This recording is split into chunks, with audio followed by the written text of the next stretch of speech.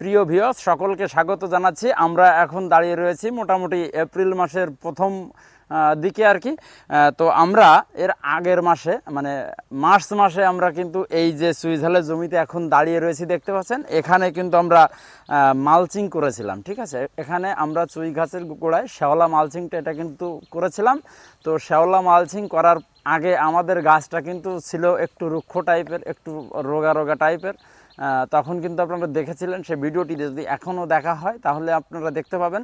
তো এখন এক মাস পরে, মালচিং করার এক মাস পরে আজকে আমরা দেখতে পাচ্ছি গাছের চেহারা কিন্তু খুবই সুন্দর।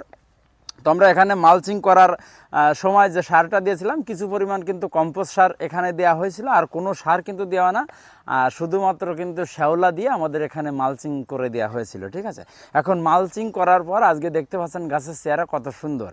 এখন কিন্তু আমাদের যেটা করতে হবে, আমাদের দেখতে পাচ্ছি যে গাছের ডগা, এই যে ডগাগুলো আমরা যদি খেয়াল করি তাহলে দেখতে পাবো কিছু কিছু ডগা আছে যেগুলো আমরা দেখলেই বুঝি যে যেটার আপনার বাড়ন্ত কিন্তু কম, এগুলো আর কিন্তু সামনের দিকে যেতে চায় না, এইগুলো কিন্তু আপনাকে রেখে দিতে হবে। কিছু কিছু ডগা এই যে আমরা দেখতে পাচ্ছি যে মাটি দিয়ে কিন্তু সামনের দিকে যেতে চাচ্ছে, এটা কিন্তু একটু খেয়াল করলে বোঝা যায় যে কোন ডগা সামনের দিকে যাবে আর কোনটা সামনের দিকে যাবে না।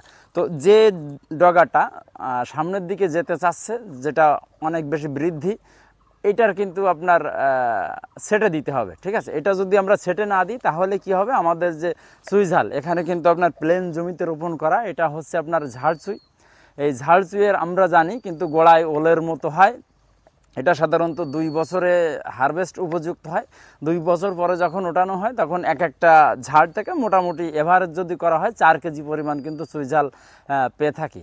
তো আমরা যদি এই ডগাগুলো সেটে না দিই, গাছ যদি গাছের মতো বাড়তে থাকে তাহলে কি হবে, যে আপনার গাছের যে শক্তিটা এটা কিন্তু গোড়ায় না, যে এই আগার দিকে, মানে আগার যে ডগা কি লতাগুলো চলে গেল, এই লতাগুলোতে কিন্তু চলে যাবে। তখন কি হবে, গাছের গোড়ায় কিন্তু ওলের মতো আসবে না। ওলের মতো যদি না আসে তাহলে কিন্তু আমাদের লস হবে। ঠিক আছে, এক্ষেত্রে আমাদের এখন যে পরিচর্যার ভিতরে প্রধান পরিচর্যা হতে পারে আমাদের ডগা ছাঁটাই। ঠিক আছে, আমাদের কিন্তু খেয়াল করতে হবে যে ডগাটা আমরা কোথা থেকে ছাঁটবো, এটাও কিন্তু একটা পয়েন্ট। ঠিক আছে, তো আমরা গাছের গোড়া থেকে মোটামুটি আপনার 2 ফিট দূরে জাস্ট এখান থেকে আমরা গাছের ডগাটা এই ছোট অবস্থায় কিন্তু আমরা কেটে দেবো। ঠিক আছে, এভাবে যদি কেটে দেওয়া হয় তাহলে কিন্তু বিষয়টা খুবই ভালো হয়।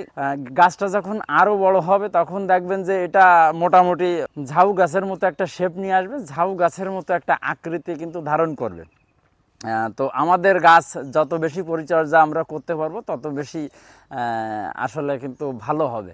তো গাছ বেড়ে উঠবে আপনার পরিচর্যার উপর। গাছ কীরকম হবে এটা আমরা সিদ্ধান্ত নেব, এরকমভাবে কিন্তু তৈরি করতে হবে।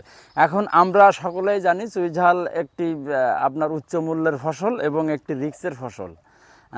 আমাদের খেয়াল রাখতে হবে, সামনে যেহেতু খরা সিজন, এরপরেই কিন্তু আপনার বৃষ্টির সিজনে কোনো অবস্থাতেই যাতে জমিতে পানি না জমে, এদিকেও কিন্তু আমাদেরকে অবশ্যই খেয়াল রাখতে হবে। যদি পানি জমে যায় তাহলে কিন্তু আপনার গাছ মারা যাওয়ার সম্ভাবনা বেশি। এক্ষেত্রে অনেকেই বলে থাকেন যে পানি আসলে কতক্ষণ সহ্য করতে পারে গাছে। ঠিক আছে, তো আমরা যেটা দেখে থাকি যে বৃষ্টির পরে মোটামুটি যদি 2 থেকে 4 ঘন্টার ভিতরে পানিটা নিষ্কাশন হয়ে যায়, সেখানে কিন্তু আপনার এই সুইঝালের গাছ এটা মরার কোনো সুযোগ থাকে না। যেমন বন্যা হলে যেমন 2 থেকে 3 দিন যদি পানি বদ্ধ হয়ে যায়, গাছ যদি পানির নিচে থেকে যায়, তখন কিন্তু এই গাছ মারা যাওয়ার সম্ভাবনা খুবই বেশি।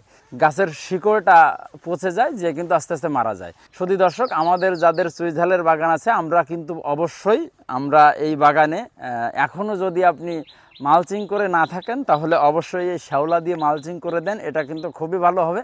আর আমরা দ্বিতীয়ত যে বিষয়টা নিয়ে আজকে এখানে কথা বললাম সেটা হচ্ছে গাছের ডগা ছাঁটাই। আমরা যেভাবে দেখিয়েছি জাস্ট এভাবে আপনাদের ডগাটা যদি ছাঁটাই করে দেন তাহলে আপনার যে কাঙ্ক্ষিত যে ফলন সেটা কিন্তু আপনি অবশ্যই পেতে পারেন।